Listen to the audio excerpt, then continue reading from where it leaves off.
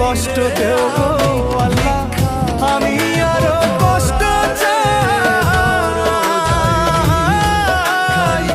বন্ধু যেন সুখে থাকে, আমি তারই সুখটা চাই।